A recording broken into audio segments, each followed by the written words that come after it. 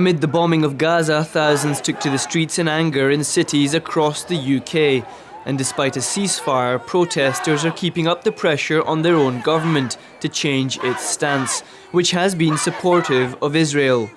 On Saturday, thousands rallied again, this time marching from Downing Street to the Israeli embassy.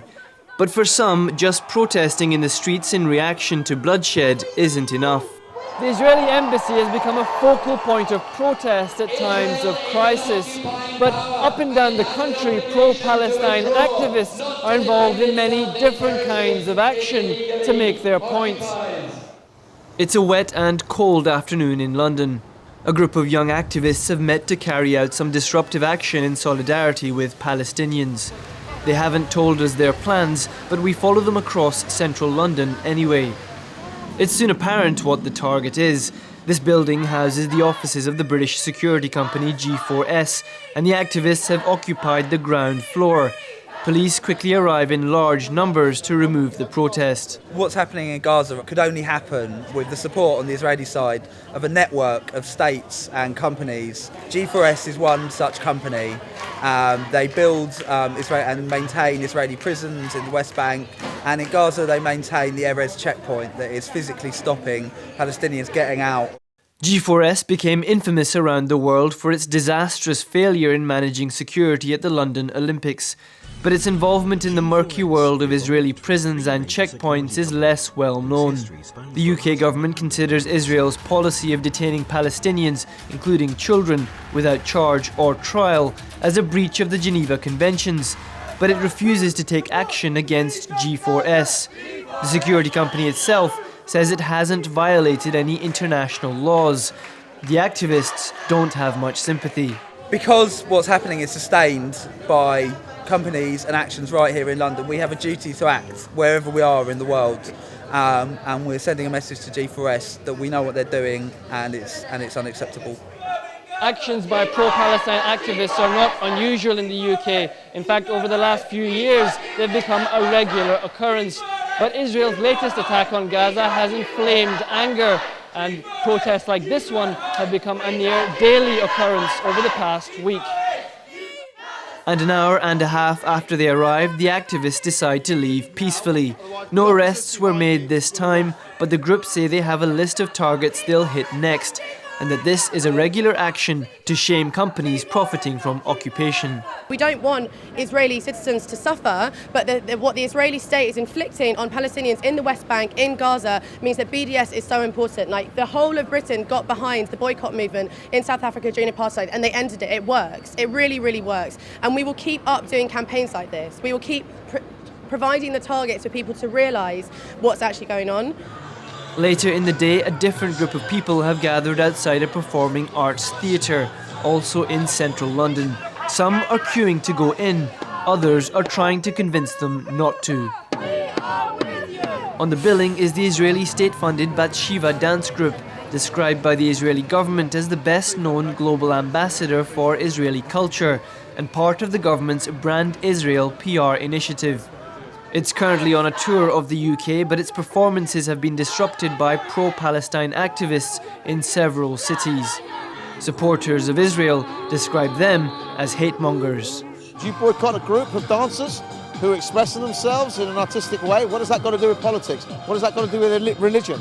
They are an artistic, contemporary dance group, nothing to do with politics. Anyone who wants to boycott them will know that boycotting just divides people. Culture and art brings people together. Those are the sort of people who go on rallies and saying down to Israel and anti-Israel comments. Where have they been in the last 18 months when 40,000 Syrians have been killed?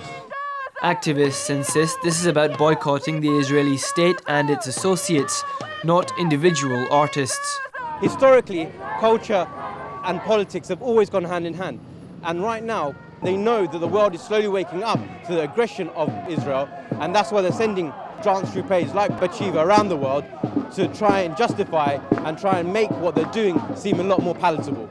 The Israeli state is breaking international law, is breaking humanitarian law every day with its killing. It's not about individuals, it's about institutions, and it's about the institutions that support occupation, colonisation and murder.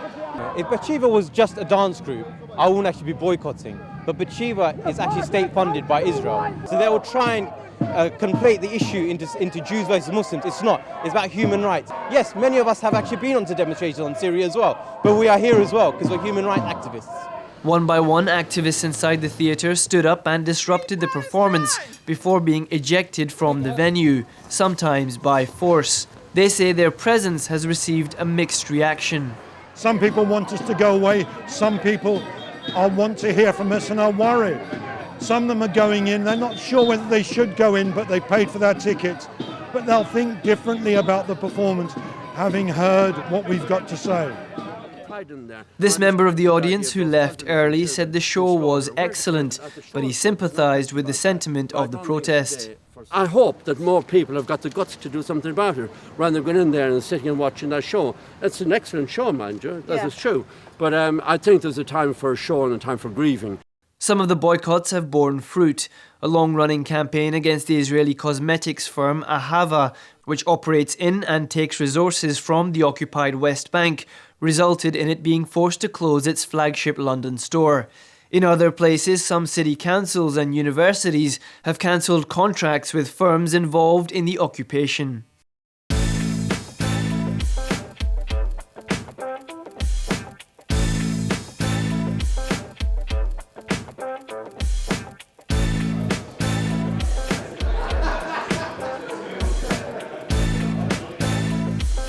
Art, photographs, and lots of skateboards. You might be wondering how all this fits into a report about activism. Skate Jam is a project set up by skateboarders to help children facing difficult circumstances around the world. The idea is to connect young people together across boundaries and teach them skills which are both fun and practical. Currently, they are selling artwork donated by the local skateboarding community to help fund supplies for a project in Gaza. People wanted to respond to the children in Gaza on a direct level by doing something constructive in terms of recreation and education. So Skate Jam as an organisation builds skateboarding ramps, and they have a network of contacts who do a lot of skateboarding, and also other related activities such as artwork, illustration, graphic design, things like that. We're trying to work out the best way to deliver an educational and a recreational project of a grassroots direct nature to a group of young people in Gaza. And so we've been talking to partners on the ground there who already work with young people. Skaters involved believe that giving children in Gaza an outlet for their frustrations can be an important part of the healing process after witnessing traumatic events. Because it is such a big issue, there's so many people who are giving aid and giving those sorts of help.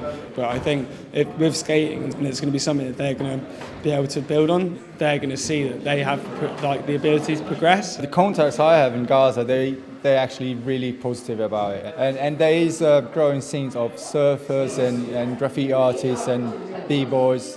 So yeah, it's time to skate as well. We feel that it's possible that a skate park, a skate ramp, may be able to provide a chance for a small group of people to learn how to use carpentry tools, to do some teamwork together, maintain a recreational space for their peers, so it's made by young people for young people. Starting from humble beginnings, the project has already attracted attention in London and Brighton and made connections with sports groups in Gaza. It's not a bunch of people that have got loads of money, but they want to give what they have to support this small grassroots project, which is what it is. Up and down the country, many people are finding many different and new ways to connect with Palestine, although their efforts are often ignored by the mainstream media. Skate Jam hopes to have enough funding for its project in Gaza by January next year. Hassan Ghani for The Real News, London.